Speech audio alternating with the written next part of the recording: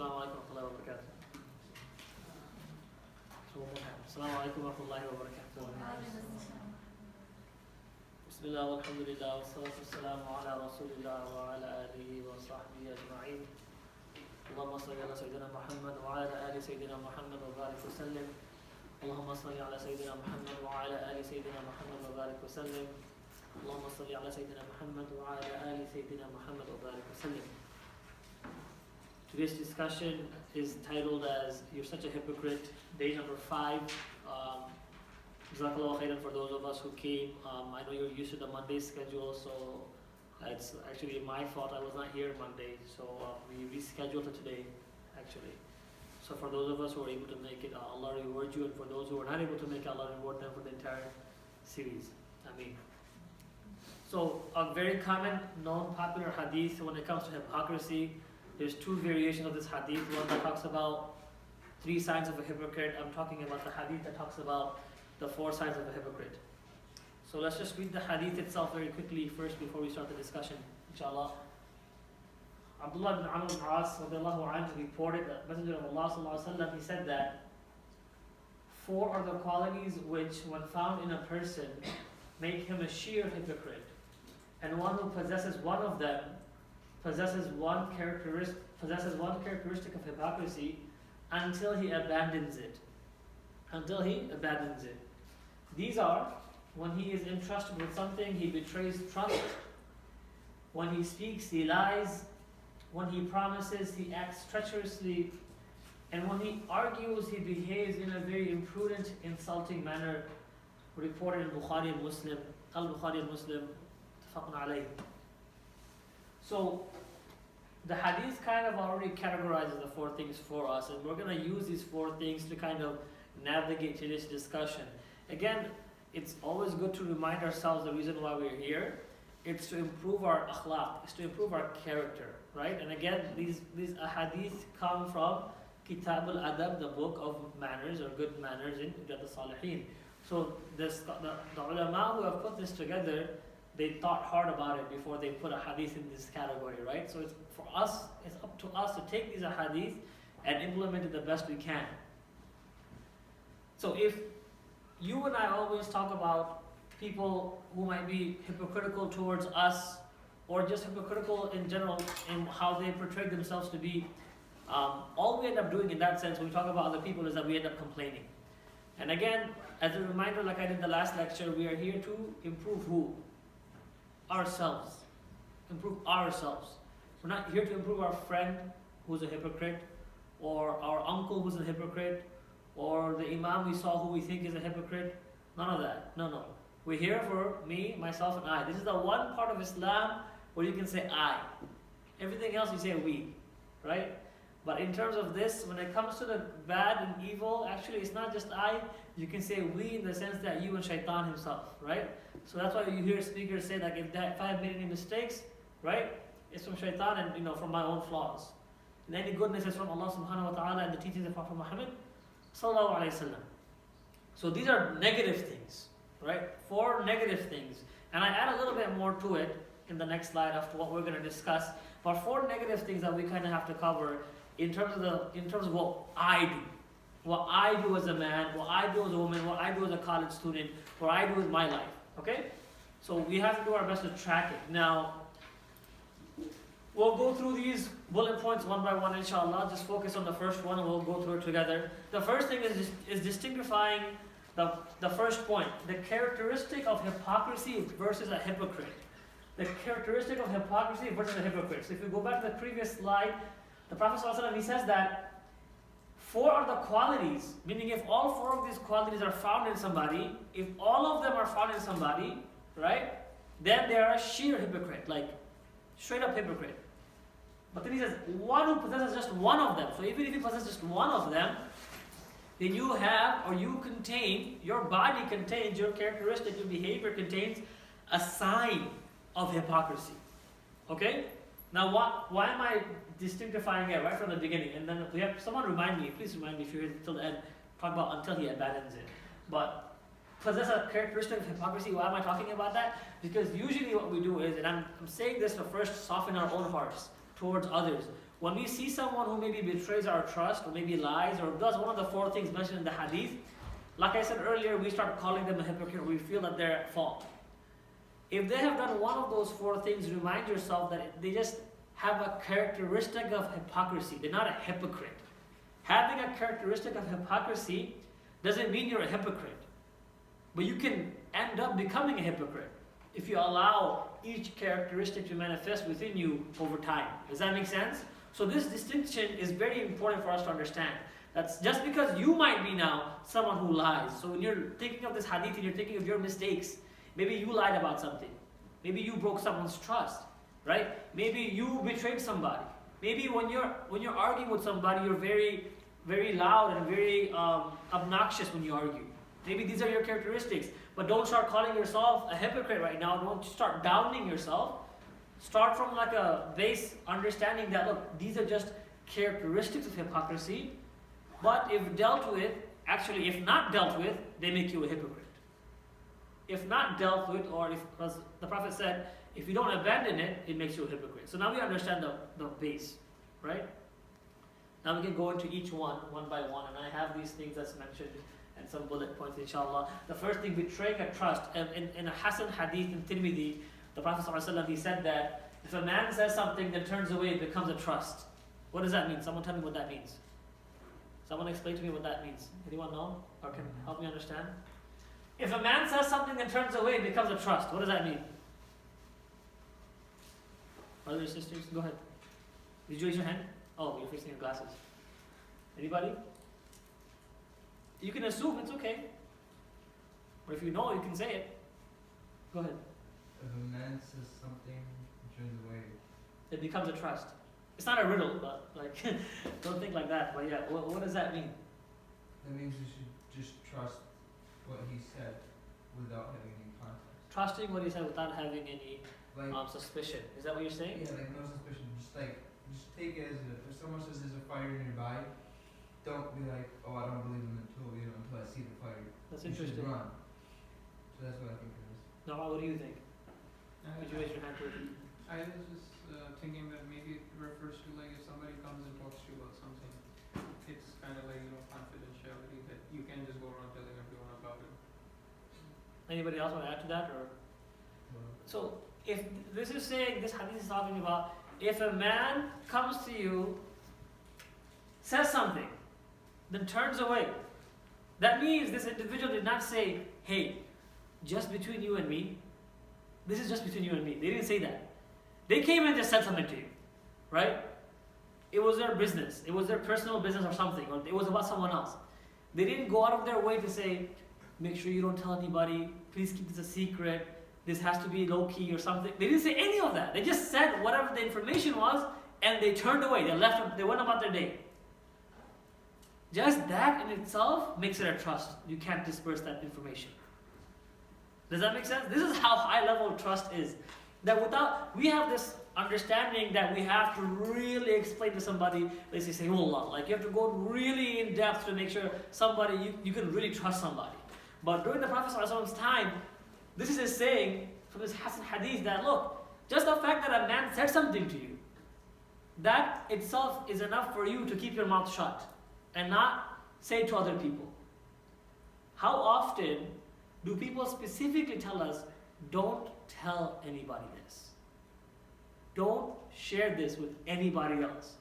And then you go and share with somebody else. We talked about this last week. We talked about secrets, right? And we talked about your VIPs, the very important people that you tell all your secrets to no matter what. This is a prime example of that. You're betraying a trust of somebody, or maybe multiple people, or maybe the MSA, or maybe an organization, or maybe a masjid, or your community, when you go about your day just rambling and talking and talking and talking. Right? Isn't that the case? After someone specifically says, don't say this. If this hadith is talking about, don't do it just from understanding they said something, just use your intellect, right? But what do? Oh, I forgot you told me I wasn't supposed to share. Like we go to a higher level of weakness, right? In here you can say, this information this sister told me, I know for a fact it's something that has amana to it. She would not want this shared with somebody else. I can tell. so I'm not going to say it. What we do is, oh, she didn't say I couldn't tell anybody. That's my go-to. Now I can tell everybody, right?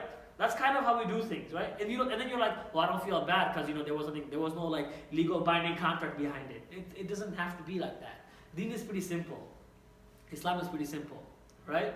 So this is one thing, that understanding how we betray trust in today's context.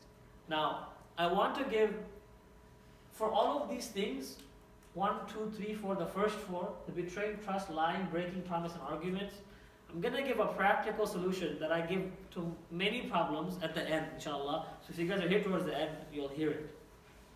Any questions on betraying a trust? We understand the hadith a little bit better now. I appreciated your input because it was interesting to see how we think differently of a hadith, right? Next thing, lying. Lying, right? This is pretty easy, you think, right? But it's actually not. When we lie, I'm not talking about the obvious lies, right? There are obvious lies that you and I can very bluntly point out. We know ourselves to be lying. Like, you know what? I know I'm lying about this intentionally. We have to be careful about not just the big lies that we say, but also the small lies, or quote unquote known as white lies, right? White lies. White lies and white magic, two things that don't exist. There's magic that exists, and there are lies that exist. There's no such thing as white magic, right? You can't fight black magic with good magic called white magic. That just sounds racist. But there's this magic, and they're both forbidden, and they both take you to the hellfire if you don't repent to Allah subhanahu wa ta'ala. And then there's lying. There's lying. There are 3 instances where you can lie, but none of those instances apply to us. None of us are in war right now. None of us are mending relationships between brothers and sisters. And again, I forget the 3rd one. But nonetheless, my point is, when we do lie, we tend to use this excuse of white lies, right? Someone tell me what a white lie is. Go ahead. Anybody else on this side? Because they already answered it. Go ahead. Is it like something to protect someone? Okay, that's one way of looking at it, right? A white lie, I'm saying it just to protect somebody. Anything else? Let's add more descriptions towards it. And we'll say all of that considers as white lie. Go ahead, Hamza. It's like a half-truth. What's a half-truth? Like what? It's like you say something that's like partially true, but also partially not true. Yeah, you just say the part like that is someone- true, and you yeah. leave out the other part too. Like if someone says, "Did you do your homework?" and you say yes, because you did your homework like 2 weeks ago, but like not like last Yeah, so he said if you did your Yeah. homework, you said yes, but you did your homework 2 weeks ago, but not the last one. Zainab? Like a small lie or something that you think is insignificant. Small lie. Okay, that's another one, right? So things that protect somebody, a small lie, a partial lie. Now, did you raise your hand? Yeah, just like one which does not cause any harm. So one doesn't cause any harm, right? So this is, we'll put all of that under white lie. How about that? Because to us, it seems like these are things that are okay to do, right? And they're not. And they're not. So I like all of these because they play interesting characteristic. Because there are times when we'll talk to somebody and we'll say like, you know what, this is only for your good, so I'll lie to you for your good. Now, what good are you doing this individual? I have no idea, because from what I know, Allah is the one who decrees, not you, right? We don't decree, right? Qadr is written by who? Allah. Predestination is written by who? Allah, not you and I. So here's a point for you to know for yourself. I don't decide the future of individuals. So whether I say the truth or what I say, whatever, or whether I say my white lie, it doesn't change the outcome if Allah wants the outcome to be a certain way. And we have to understand that. That my lie is not going to help anybody nor harm anybody. But the one thing you can do is, if you don't lie, that you can hold yourself accountable to say that at least I didn't lie. Does that make sense? At least I didn't lie. We have all these examples of and it happens in our life. It happens in your life and my life, that something really bad happens and it leads to something really good, and then something really good happens and then it leads to something bad, right? And then you hear about the ayah, you think it's good for you but it's bad, you think it's bad for you but it's good, right? Those things, we have no control of what's going to come and happen in the future. But you have control of your tongue not to lie. So to say that if I'm going to say this white lie partially or to protect somebody, or it's just something that's very small, whatever the case it may be, the outcome doesn't depend on you. And we have to understand that. So there's no such thing as just lying for the sake of it's okay because I know what's happening. We have this mentality, right? I'm talking about what we actually think. humans, you and I, we think like this, and tell me if I'm wrong. We think like this when we're talking to somebody, that I'm gonna say this much information to you, the rest, if I say it, will cause ABC. If I know ABC, it's okay, I'll handle it. But you can't handle ABC, so I'm not gonna tell you ABC. Doesn't that happen? We think we're superior, that we have this sense of arrogance in our mind, that we want everything to be a one-way street, that it goes the way we want. So we want to be aware of all the details.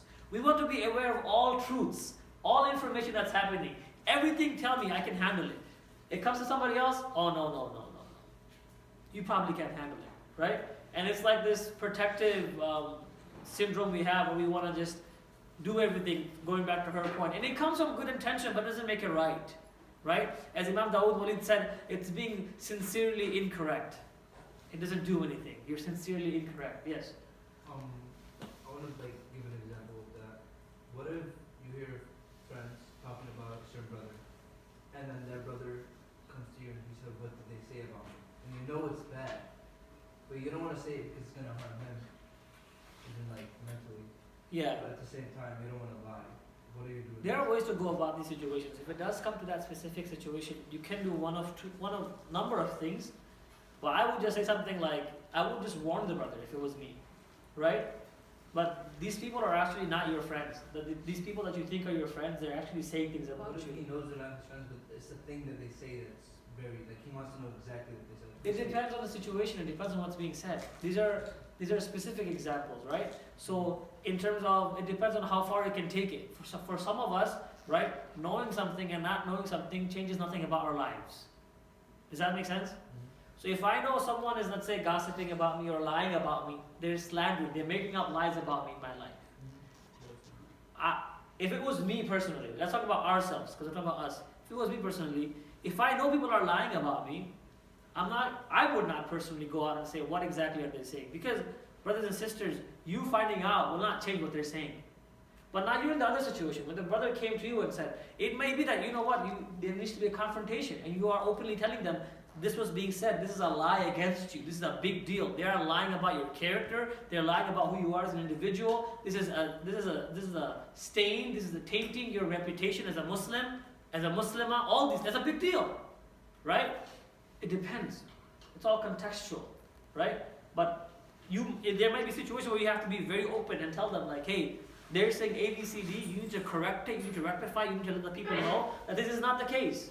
Right? They might be lying about you and it impacts your life, your personal life. Or you might tell them that, hey, look, whatever they're saying, let's not talk about it to begin with. Right? Because I know it's bad, we just gotta stay away from these guys. It really depends on the context. The third thing, so we just finished lying. Breaking promises. So breaking promises in the sense that I wrote a bullet point to say follow up on your promises, rectify your mistakes. Because what happens is we are people who quickly say, okay. We quickly agree. We say inshallah, very quickly, right? And these are statements of promises. Does that make sense? When you agree to somebody verbally that you will do something or you will say something, you are promising them something. Does that make sense? Go back to that first hadith. If a man says something and turns away, it becomes a trust. If that is just a trust itself, when you tell someone directly, I will say this, I will do this, I will be here, I will go there, I will help you here, all these things that I will do or say, and then you don't, you're breaking a promise. You borrow money from somebody, you promise to pay them back, you forget to pay them back, you're breaking a promise. This is a big deal. This goes under financial contracts in Islam. That's a big deal. Doesn't matter if it's $1,000 or 10 cents. 10 cents, it doesn't matter. Whether it's $1,000 or 10 cents.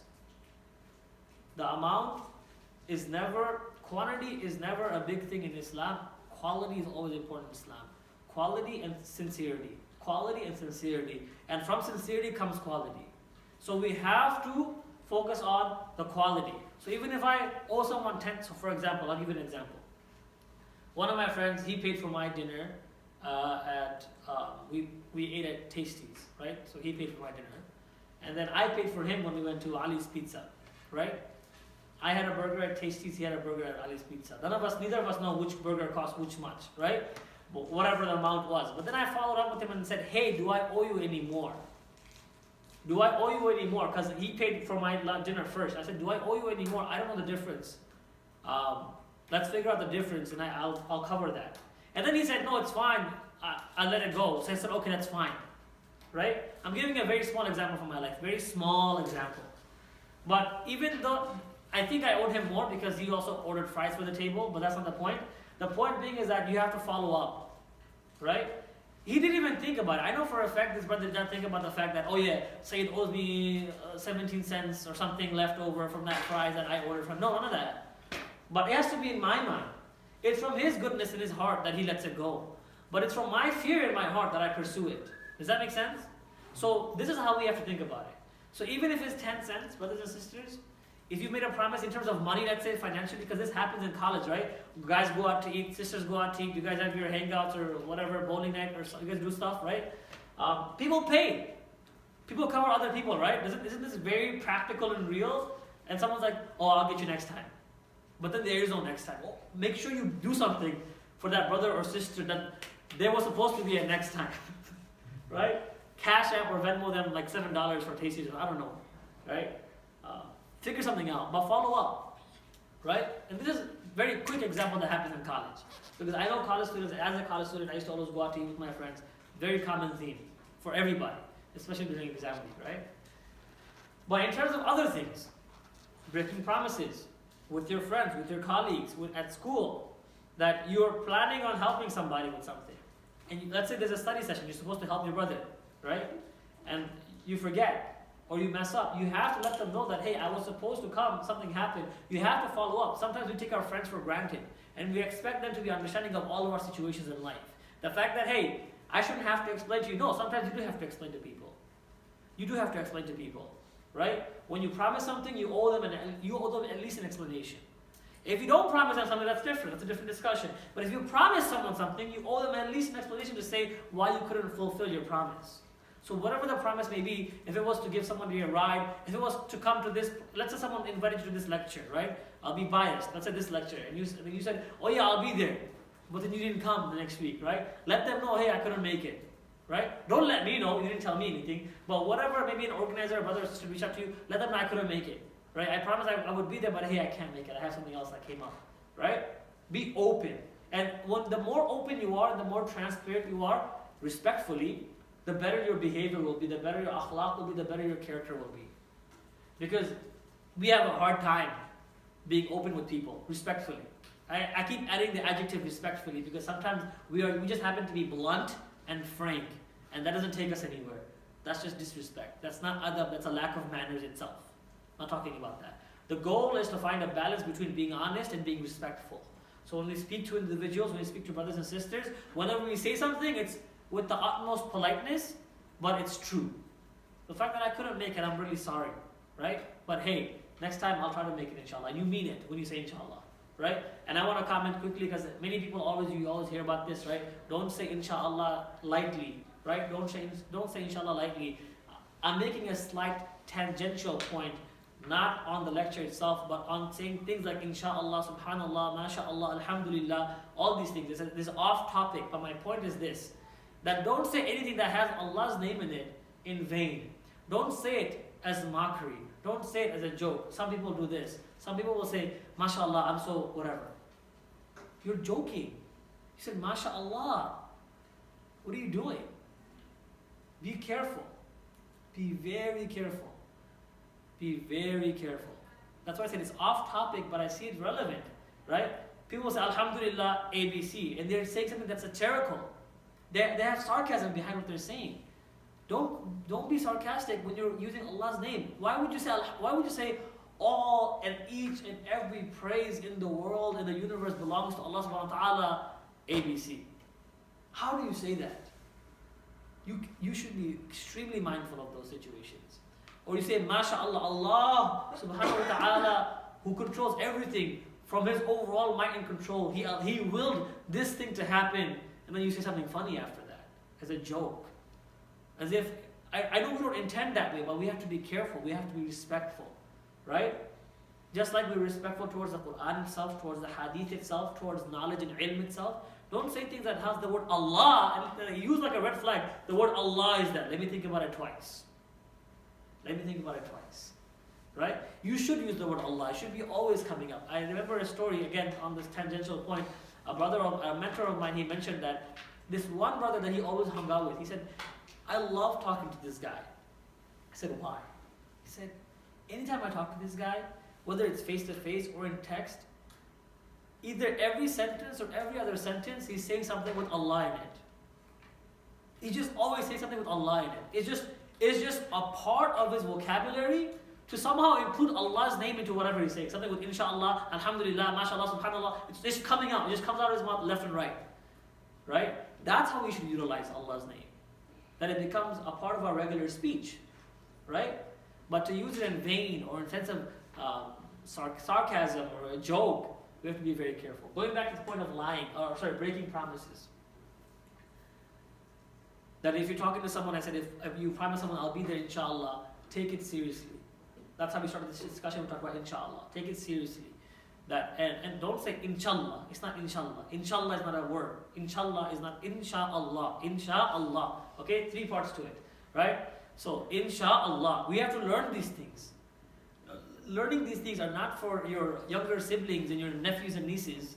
It's still for you. Just like it is for the adults in the community.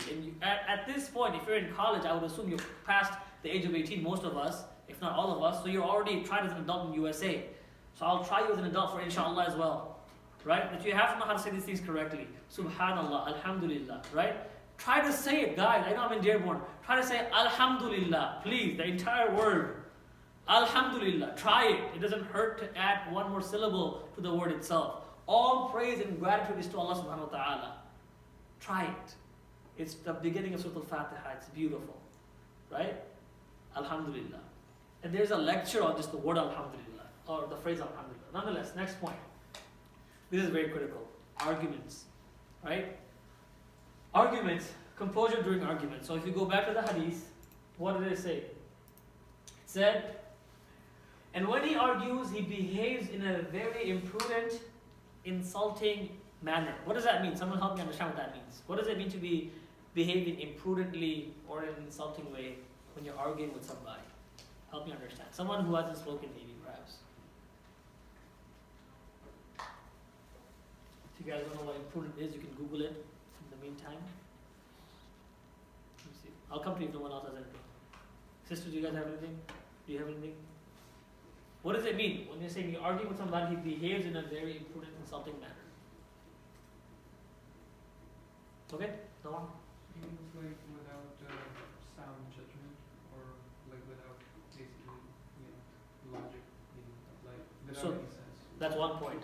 The fact that they're arguing without sound logic. They're illogical, yes. It's like they're just arguing to argue, to be against you. They're arguing just for the sake of arguing. Go ahead. Not caring about the consequences. Not caring about the consequences. What else? This is very clear. It's that when you're arguing, you're behaving disrespectfully. That the tone that I have right now in my voice will change if you were to argue with me. And I might shout while saying the same thing. Right? And that shouting is a form of insult towards you. Because I'm trying to drown out your voice. Or whatever you're trying to say, because whatever I have to say has more meaning and value. That I'm speaking to you in an imprudent, insulting, and that's why I use the word at the beginning of the lecture, obnoxious manner. If you guys remember that, for those of us who are here, it's just being obnoxious when you're arguing with somebody. That's what it is. You're just being obnoxious. That's probably the easiest way for me to explain this, simply. That you're trying to, and when he argues, he behaves, there's nothing wrong with arguing with people. But it's saying when he argues, he behaves like this. He behaves in a very imprudent, insulting manner that he demeans the individual that he's arguing with. That she makes the other girl feel completely down. The fact that her point isn't even a point. That's the level of insult that they add to it. That who are you to even argue with me? That's how they behave. It's the behavior. It's not behavior. Look, when he is entrusted with something, there's nothing wrong with people trusting you, right? But if you betray it, there's a problem. Does that make sense? When you speak, there's nothing wrong with speaking. But if you lie, it's a problem. When he promises, you can promise as much as you want, no problem. But if you break it, if you act treacherously, it's a problem. If you argue, I'll use a better word, right? If you disagree with people, it's okay. But behaving in a certain way when you disagree with somebody is not okay, right?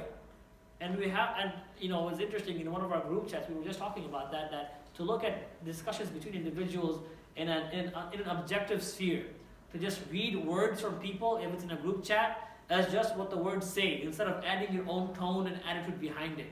So having good assumptions of other people when they're arguing with you, that helps you too, right? Because commonly what will happen is this: I'm shouting back because I think they're shouting at me. I'm mad because I think they're mad at me. I'm being insulting because they're insulting me, right? It's like a give and take situation, right? An eye for an eye. That's not the case. It's not the case in this situation. That when you disagree with an individual, when you argue with somebody, whatever the reason might be, it could, and the biggest of reasons is what? What is the most important thing for us to actually argue about? What would be the most important thing? Islamically speaking, that should be the only thing we're speaking anyway. What is the highest degree of subject that we should argue about? Highest degree. Just think of the highest sin. What's the highest sin? What's the highest sin? Shirk. Shirk. Association with Allah. That's the highest. That's the biggest crime known to humanity. That's the biggest crime known to humanity. Do we believe that? I was thinking about it. I was like, should I bring it up in this lecture, in this class? I don't think I should. Because people are not ready to hear things like that. People are not, yes. How would that be the biggest thing to argue about? I mean, We should argue for it. If there's anything in life that we should argue about, like let's say you wanted to have this lecture in this room, right? okay. And I want to have the lecture in the other room, right? Maybe you have some valid points, I have some valid points, right? But I could say it's not worth arguing about.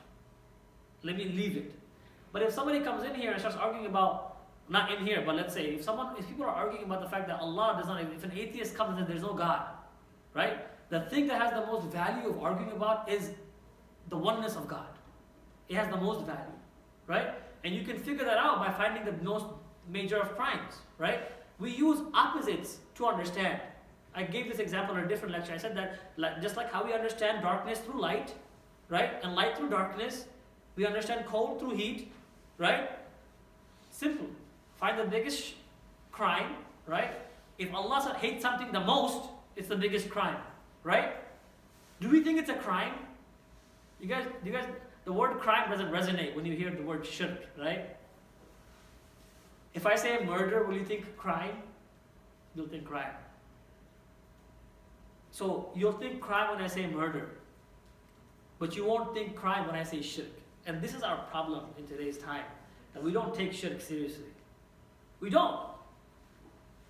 I don't want to go into it because I can take the rest of my 20 minutes and just talk about this, but it's a lecture that I think MSA should probably address to the college audience, because I don't think people understand how big of a deal shirk is. And that's why people get confused when they say that why would Mother Teresa go to hell? Why would Gandhi go to hell if they spend their entire life doing good? Right? Why would Allah put them to hell? And I'm not saying Allah will, Allah decides. But someone can objectively say, based on the Islamic parameters of what defines a Muslim and their characteristics, and blah, blah, blah, blah, Mother Teresa was not a Muslim, Gandhi was not a Muslim, but they were good people. Why would they go to hell? A, B, C, D. If someone were to go to hell for shirk, it would make the most of sense because it's the biggest of crimes. I'm not going to say anything more than that. I'll leave it at that, inshallah. But going back to the argument part, that if there's something worth arguing about, it's about Tawheed, the oneness of Allah, that the fact that there's one God. And even in that sense, we have to be respectful. Even in that sense, we have to be like which prophet? Musa alayhi salam, who else? Someone who debated. Ibrahim alayhi salam. He was logically arguing with his people to say, hey, ask the big idol that has the axe around his neck. It looked like he killed other idols. But he wasn't disrespectful. He was calm, he was composed, he was well-mannered, well-behaved. Ibrahim a.s. was known to be one of the prophets who actually debated the most. That's why in the Quran, it talks about, oh, I see the sun come up, and it's my Lord, but the sun has went down, it can't be my Lord. That except in the Quran, says, well, I see the moon come up, it can't be my Lord, because the moon has gone down. Ibrahim a.s. did not actually think that it was his Lord. The Prophet did not commit shirk. But he was using dialogue to show the people of that area that, hey, look, I think the moon is the God. Oh, wait, but the moon went down. And then people started thinking, like, wait, he makes a good point. Then the sun came up. Oh, wait, he's right. Oh, wait, but the sun went down too. He makes a good point. Right? That's how he thought. He convinced them. He disagreed with them. But he was smart. He wasn't yelling at them like, how can you guys think the sun is the God? Look at it. It just goes down. Right? He didn't speak like that.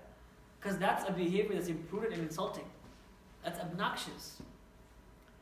And the thing is, and the fact of the matter is, brothers and sisters, none of us, I feel, or at least most of us in this room, do not argue about oneness of Allah. We do not argue about Tawheed. We do not argue about shirk. We don't argue about murder. We don't argue about rape. We don't argue about any crime. We argue about the dumbest of things, and we act the most obnoxious. This is our current state.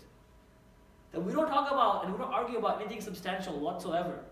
Like it could be about a difference of opinion on not a fiqh matter, forget fiqh matters, a difference of opinion on where you want to go to eat, you get upset and you start arguing. That's the level we're at right now in 2020. I feel like we can somehow relate to that sentence. If you think I'm incorrect, please correct me. But I do think this is where we're at right now. That we argue about, like, where do you want to study? Oh, I want to be at the UC, I want to be at the library. And you're arguing about that. UC versus library. This is what we're arguing about. And in that, you lose your behavior, you lose your character, you lose your composure. And in that, you gain a sense of hypocrisy. You gain a characteristic of hypocrisy. You have to be very careful when you're arguing, when you're disagreeing. You should use the word disagree, but the hadith refers to arguments, but you get the point. That when we are disagreeing with people, first of all, ask yourself, is this discussion worth it? So when you and I were talking about picking this room versus the other room, right? It might come to a point where I say, you know what, just so long as there are chairs, let's just go. And I might just let it go completely, right? If it's not worth arguing about, just let it go. That's my first point to you guys, just let it go. If you really think whatever it is you're arguing about has some sense of value and impact on your life and the lives of others around you, okay, you can have that discussion.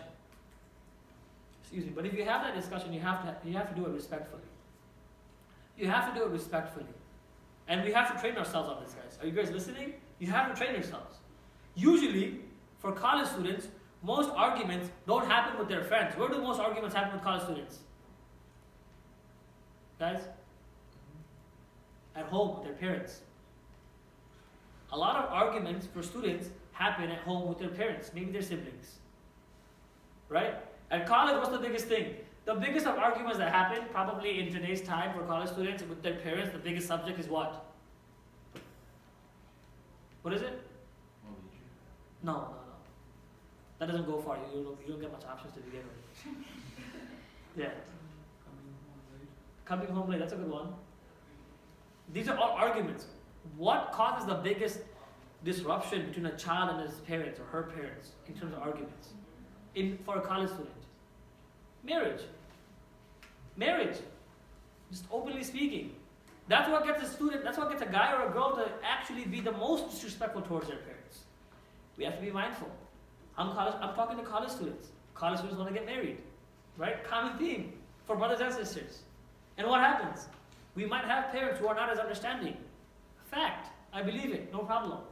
Does that mean you can be insolent? Does that mean you can be disrespectful? Does that mean you can be imprudent? No. Also a fact. Right? Just because someone else is doing something negative, it doesn't give you the right to become negative as well. Especially if it's your parents. So as college students, you might first be thinking, okay, yeah, argue with your friends. It's very easy to argue with your brother or your sister, like your friends, because you guys can get over it probably very quickly. Right? Maybe go out to eat, hang out, say sorry, so long as not too much drama involved. Right? Kind of get over it. But with your parents, it's different. You live at home with them, for most of us, if not all of us. You have to be very careful how you approach them. That when you lose your sense of composure towards your parents, that's a big deal. It's not even talking about parents here, it's talking about in general. So when you add parents to the category, when you add parents as a factor, it amplifies it. It amplifies this entire discussion. So I'm talking to the college students here who may come across, because I hear of so many situations and so many stories, even if you have not shared with me yourself, I'm aware of them.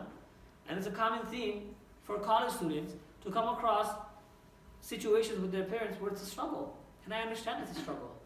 Brothers and sisters, this is your jihad. This is your jihad. Okay? You don't have to go out and fight. You don't have to carry a sword. You don't have to kill anybody. You just have to hold your tongue. That's your jihad. If you can hold your tongue, you win. It's going to be as hard as going out with the sword, trying to fight. Right? That's jihad. That's a struggle. That's a sacrifice. Everybody wants to be like the Sahaba. Everybody wants to marry a Sahaba.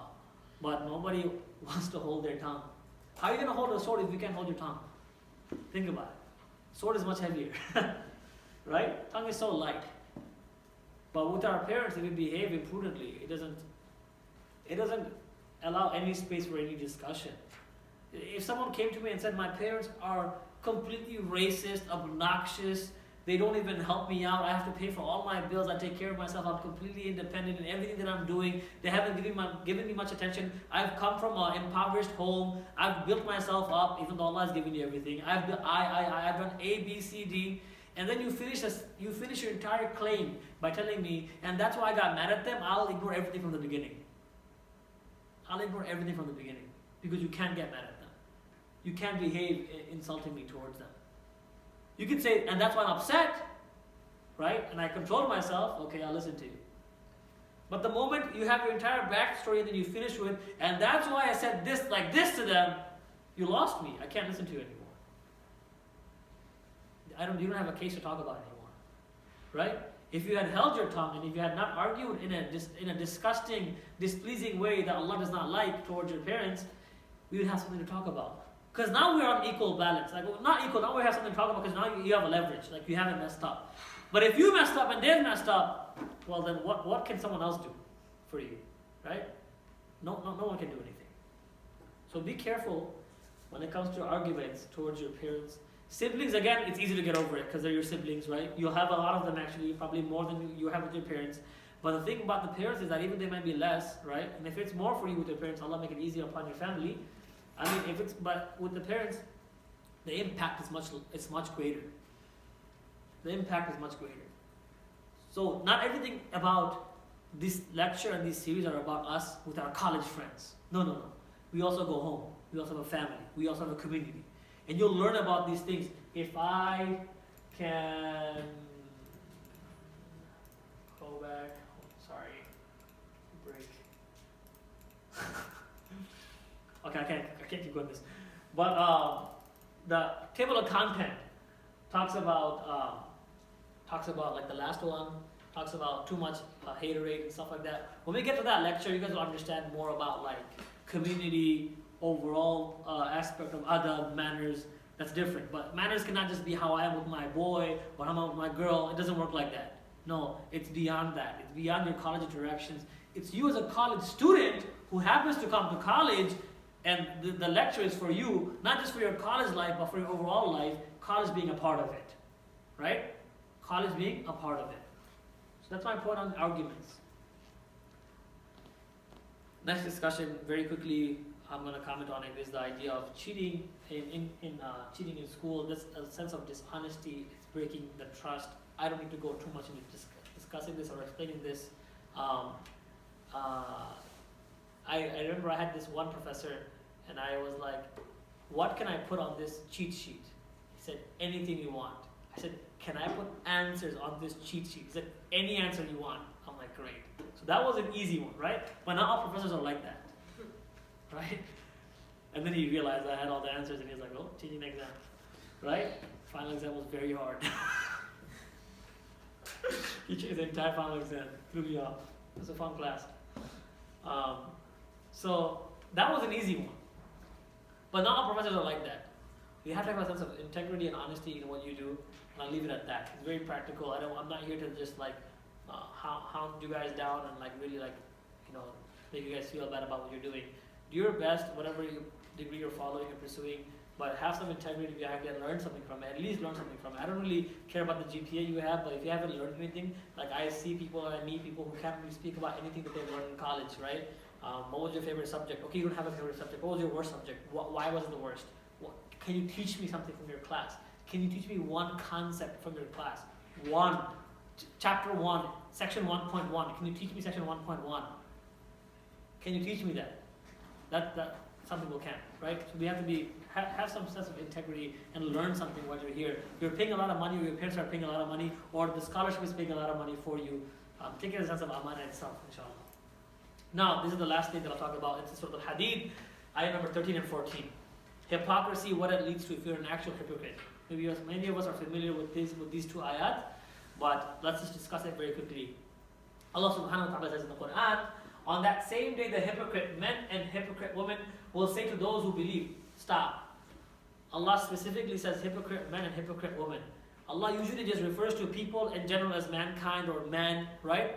He just usually says just man. He's specifically saying the men and the women. Like, there is a distinction. This is emphasized. To those who believe, wait for us that we may acquire some of your light. It will be said, go back behind you and seek light. And a wall will be placed between them with a door. Its interior containing mercy, but on the outside of it is torment. What scenario is this? What's happening here? What's happening here? Judgment Day. Judgment Day, right? Judgment Day. A group of people are walking together.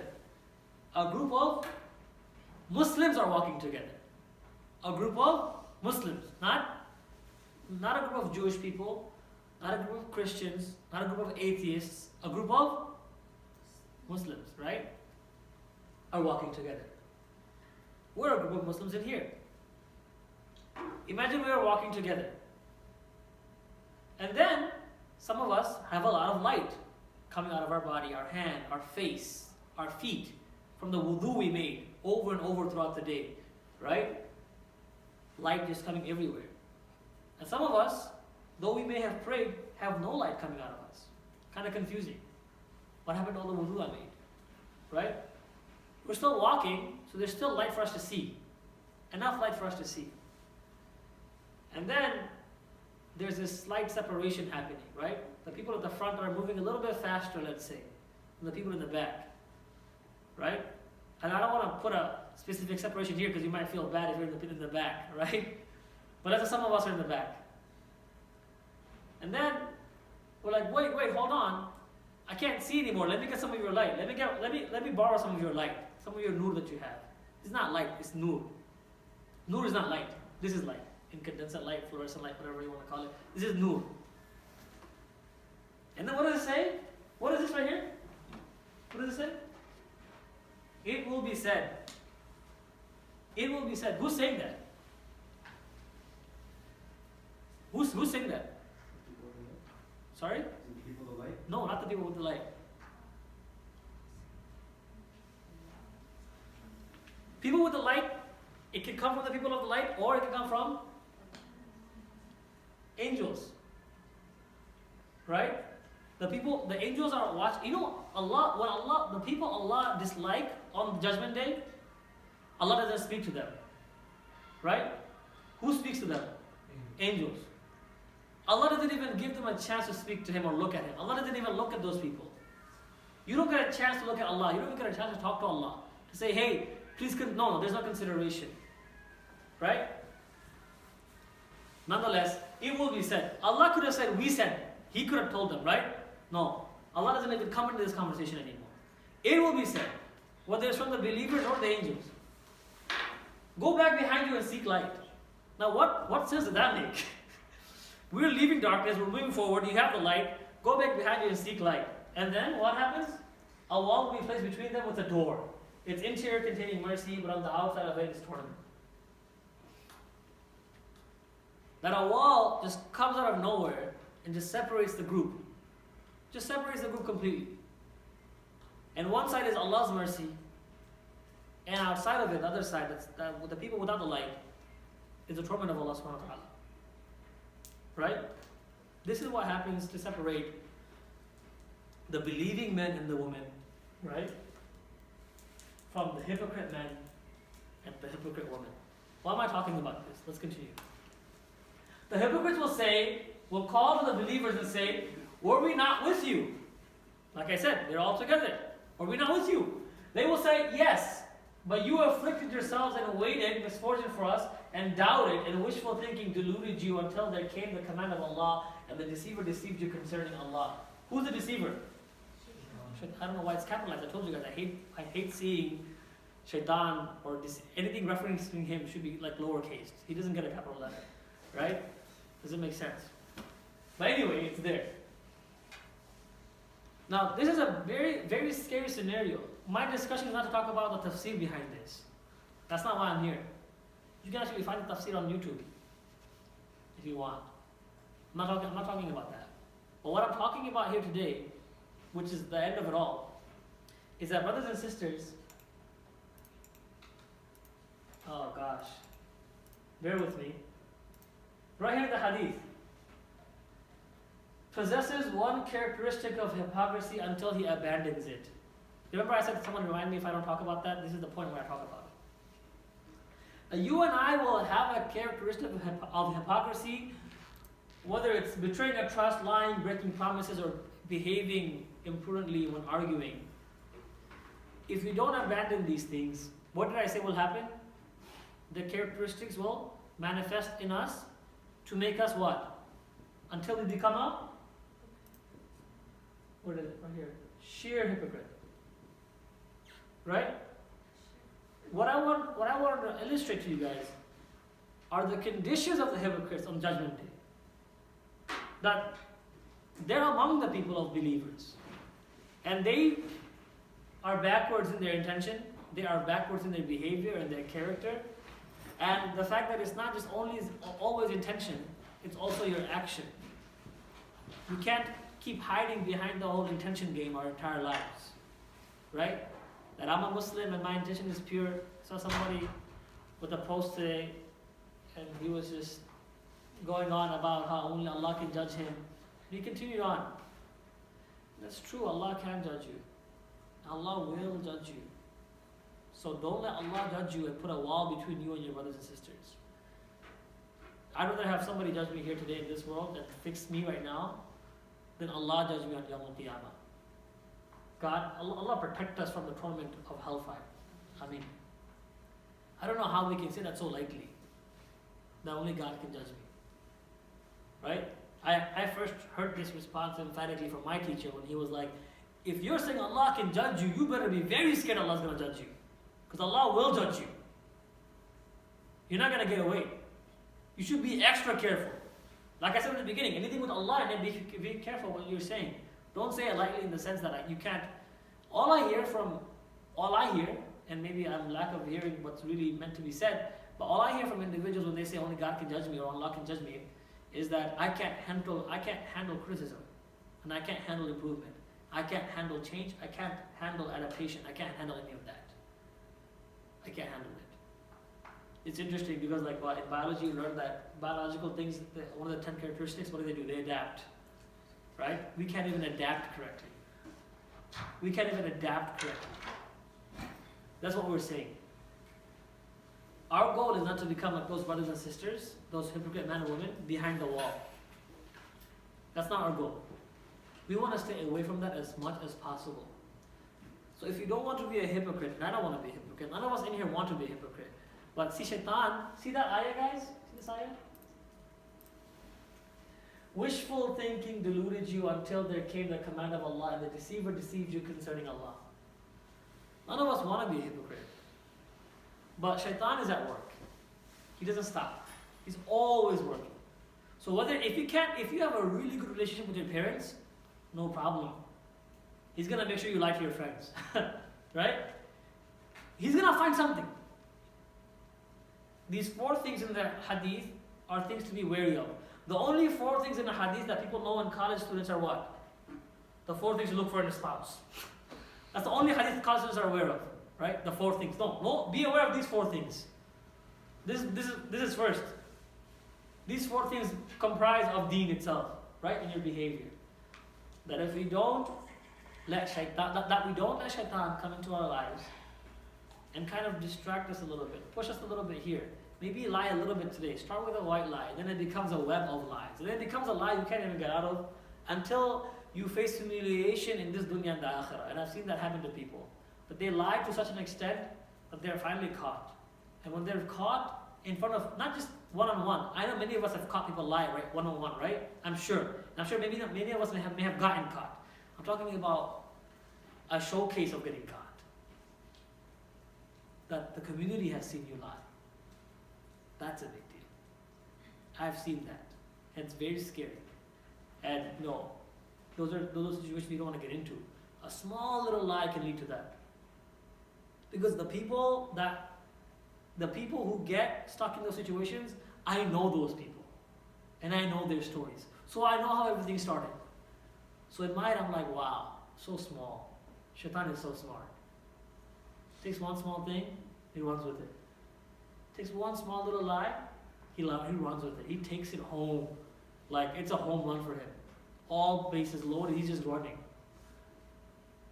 Don't let shaitan make you just lie once, betray a trust once, break a promise once. Don't let him raise your voice when you're arguing with somebody, even if it's just once. That we have a sense of entitlement. That we feel that when you argue with people, that okay, look, I'm a nice person.